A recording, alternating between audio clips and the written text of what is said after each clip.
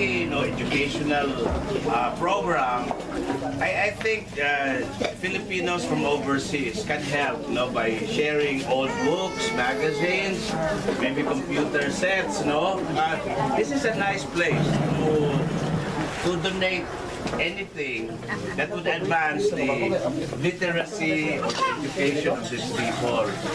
Daghang bata. Oo, daghang bata. The future of our country. Oh, the future of our country. Dato pila ka elementary school na dere sa inyong lugar. Daghan elementary school. Oo. So, high school sa Marahan. Oo. So, institution. But what about school supplies, books, mga bata dere? Ha?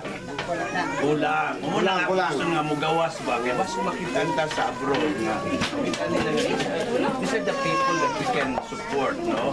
So, ang problema is school supplies. During school opening, wala yung school bags. Wala, ha? Naaman pero Sama.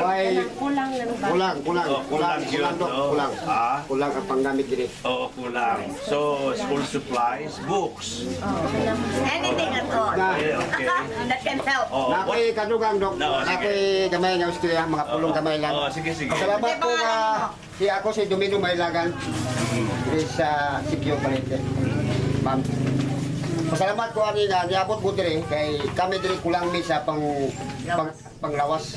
Mao na pasalamatan namo kay di mi kaabot sa Davao kay wa mi kwarta. Tubig, walay tubig maayo. Mao na mong pangita. So that is very important to at least gawas, clean water, potable, no, nga mainom dapat. So perhaps there are organizations from overseas na pwede sila put up og mga deep well, mga pumps, no? Ang problema ba na dato, dire? Problema. Ang buot pasabot na ako kami mga lumad diri kuwang pa mi sa panggamit. Mao na among ipangita diri.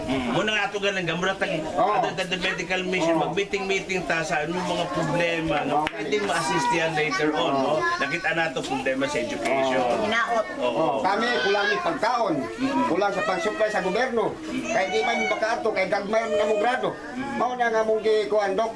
Nga among gihatag sa inyo ni among solusyon sa imo ha. Peace and order, ang kanabang kalina, walay problema ang peace and order ko Malinaw. Linaw lang ang atong kuan. Walay problema. Wala problema nang kuan. So, pananglitan na yung mga groups or organizations na mag-reach out later, no? Whether they are from the United States, Europe, kay kusay, bangin yung mga organizations, they're looking for places. Kaduha dok kanang magtanong ni dok magpagayad mi kanang mga agriculture para aron makahibad mi usa din may pagtanong Oh, mga kana transfer of technology, no? ayan. Nga kanang sa ubang countries, medyo advanced na sila sa ilahang pamaagi sa pagtanong, no? So, kulang yapo na. Kulang. Oo, okay. That is exactly why we're trying to document this.